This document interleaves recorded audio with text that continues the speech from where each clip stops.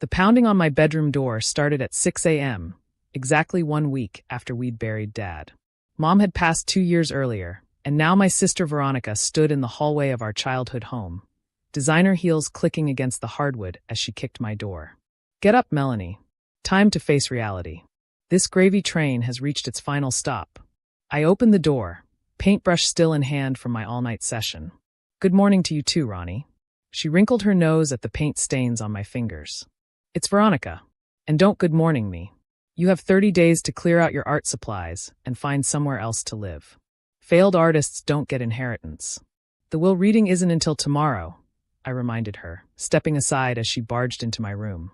Her eyes swept over my canvases with disgust. "Doesn't matter. I'm the successful one. I'm the one with the MBA, the 6-figure salary, the investment portfolio. You're 32 and still playing with finger paints in your childhood bedroom." "I pay rent," I said quietly. "The $200 a month Mom and Dad charged you? That's not rent, that's charity." She picked up one of my paintings, a landscape of the garden Mom had loved. "This is what you've been doing instead of getting a real job? No wonder you're broke." "I'm not broke. Please. You drive a 15-year-old Honda and buy your clothes at thrift stores. You've been mooching off our parents your entire adult life." She dropped the painting carelessly. "Well, the free ride ends now. This house is mine. How do you figure?" She pulled out her phone, showing me emails with a real estate agent. "I've already got buyers interested.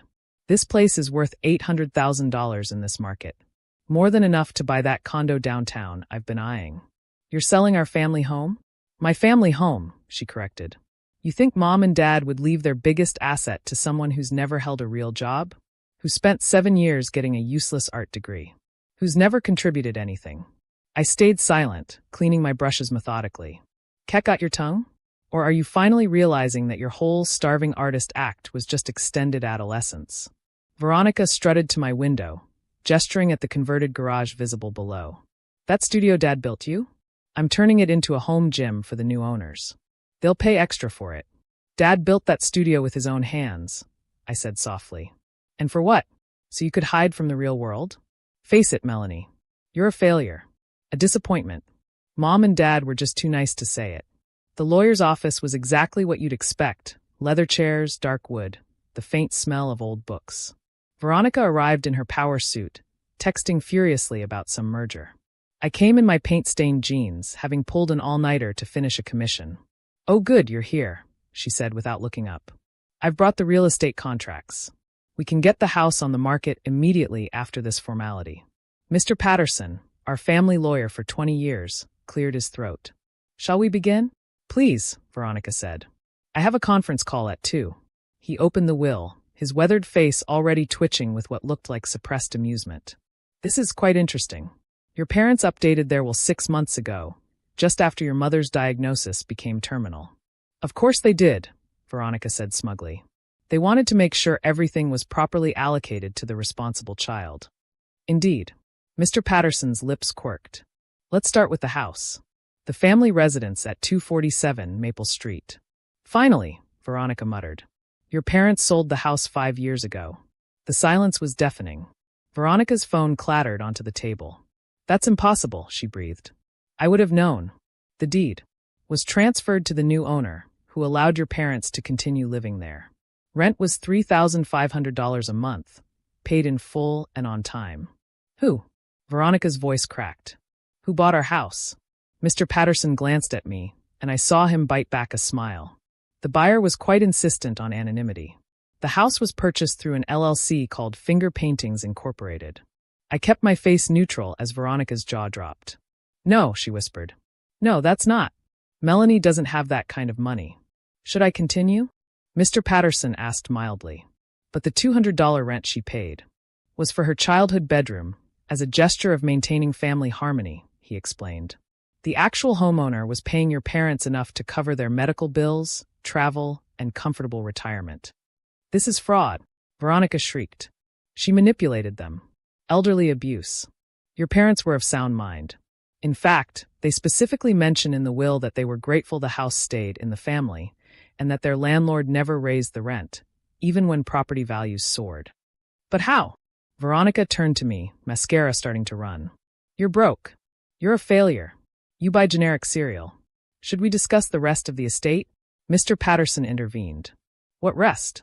Veronica laughed bitterly. She stole the house. What's left? Their car. Their costume jewelry. Their investment portfolio, Mr. Patterson said, pulling out more documents. Valued at approximately $1.2 million. Veronica's tears stopped instantly. Oh, well, that should rightfully. Your mother was very specific about this distribution. He began reading. To our daughter Veronica, who has achieved all the traditional markers of success we once thought mattered, we leave the sum of $50,000. We hope this helps her understand that success isn't measured in dollars, but in kindness. 50,000? Veronica's voice pitched into hysteria. Out of $1.2 million? The remainder goes to Melanie, along with this letter. He handed me an envelope with Mom's handwriting. I opened it with trembling fingers. Asterisk, our dearest Melanie. You never knew we knew. But parents see more than their children think. We saw the paintings you sold under a pseudonym. We Googled M. Chun, and found your work in galleries from New York to Paris. We saw the commission checks you hid, the charity donations you made in our names, the way you lived simply so you could buy back our home when we foolishly refinanced it during Dad's cancer treatment. You let Veronica call you a failure while you secretly saved us from bankruptcy. You endured her cruelty because you knew we needed her $500 monthly help for groceries. Help that came with lectures about your life choices. The portfolio isn't our money, sweetheart. It's yours. Every piece we sold, every commission we helped arrange through coincidental connections, we invested it all. Consider it repayment for the house, though we know you'd never accept repayment for love. Keep painting, our darling girl. Keep creating beauty in a world that often forgets its value. P.S. The studio Dad built? He knew you'd already outgrown it. But you used it anyway, to make him happy. That's who you are. Asterisk. This is fake, Veronica gasped. Melanie doesn't sell paintings to galleries. She's nobody. She's nothing. Mr. Patterson pulled out a final document. Actually, your sister is quite well known in certain circles. This is a recent appraisal of her work. The painting in your parents' living room, the one of your mother's garden? It's currently valued at $75,000. The one I said looked like a child, did it? Veronica's voice was faint. The very same. Your parents also note in their will that they've been following your investment advice, Veronica. They wanted me to tell you that your tips consistently lost money, but they pretended otherwise to protect your ego. They suggest you might want to diversify your portfolio beyond cryptocurrency and NFTs. I found my voice finally. Ronnie, don't. She stood abruptly, gathering her things with shaking hands. Don't you dare pity me. I wasn't going to, I said honestly. I was going to offer you the house. She froze. What? You're right. You're the one with traditional success. The corporate job, the MBA, the ambition. You should have the family home. For $800,000? For nothing. Free and clear. Veronica stared at me, mascara streaked and speechless. But there are conditions, I continued. You have to live in it. Not sell it, not rent it out. Live in it. For at least 5 years. Take care of Mom's garden. Host family dinners in Dad's dining room. Be present in the space they loved. Why? She whispered. Because success isn't measured in dollars, but in kindness, I quoted. And because you're my sister. The only family I have left. I've been horrible to you. Yes. I called you a failure. A loser. A disappointment. You did. And you're still offering me an $800,000 house? I'm offering you a home, I corrected. There's a difference. Houses are investments. Homes are where you create memories, build family, learn what actually matters. Veronica sank back into her chair. I can't accept this. Then we'll sell it, and neither of us will have those memories, I shrugged. Your choice. Why are you so calm about this? She exploded. I just found out my broke sister is actually rich, my parents liked her better, and I'm the family failure. Why aren't you gloating? Because I've had 5 years to accept that Mom and Dad saw through both our facades, I said gently. They saw your insecurity hiding behind success. They saw my success hiding behind simplicity. They loved us both anyway. But they gave you everything. They gave me what I'd already given them, security, comfort, peace. They gave you what you need, a chance to understand that your worth isn't in your bank account or job title. Veronica was quiet for a long moment. Then, the garden's overgrown. I know. I don't know anything about plants. I do. Would you teach me? I smiled. Every Saturday. Bring coffee. From where? Anywhere but the place that charges $8 for a latte. She laughed wetly. Deal. Mr. Patterson cleared his throat. So, about the house? I'll take it, Veronica said quietly. The conditions and all. Excellent. Now there's one more item. He pulled out a small key. Safety deposit box. Contents unknown, but your parents specified it should be opened by both daughters together. At the bank, we found a single item in the box, a painting I'd done when I was 12. Two sisters in the garden, holding hands, faces turned toward a bright future. Beneath it, Dad's handwriting. Our greatest success. Veronica broke down completely then, sobbing into my paint-stained shoulder. I'm so sorry, Mel. I'm so sorry. I know, I murmured. It's okay. It's not okay. I was awful. I am awful. You were scared, I corrected. Scared that success wasn't enough. Scared that you weren't enough. I understand. I was scared too, scared that if people knew about my success, they'd expect me to be someone I'm not. How did you stand it? Me calling you a failure when you were saving our parents.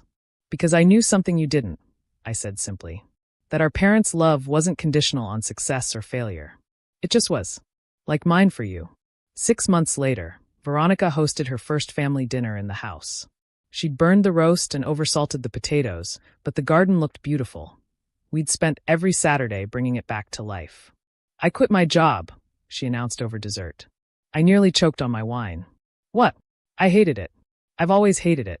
I only stayed because I thought it made me valuable. She laughed self-consciously. I'm starting a nonprofit. Financial literacy for artists. Turns out, knowing both worlds might actually be useful. Mom and Dad would love that. Think so? I know so. She smiled, a real smile, not her corporate shark grin. I kept the studio as a studio, by the way, in case you ever want to use it. Actually, I admitted, I'm opening a gallery downtown, with classroom space. Maybe you could teach your financial workshops there. Look at us, she laughed. The failure and the success switching places. No, I corrected. Just two sisters, finally seeing each other clearly. We clinked glasses in the dining room where Dad had built his ships and bottles and Mom had done her crosswords. Where Veronica had practiced her valedictorian speech, and I'd sketched my first real painting. Where success had meant so many different things over the years, but love had only ever meant one. To family, Veronica toasted. To home, I agreed. And in the garden outside, Mom's roses bloomed like they'd been waiting for us to figure it out all along. Thanks for watching. See you again in the next video. Stay stunned.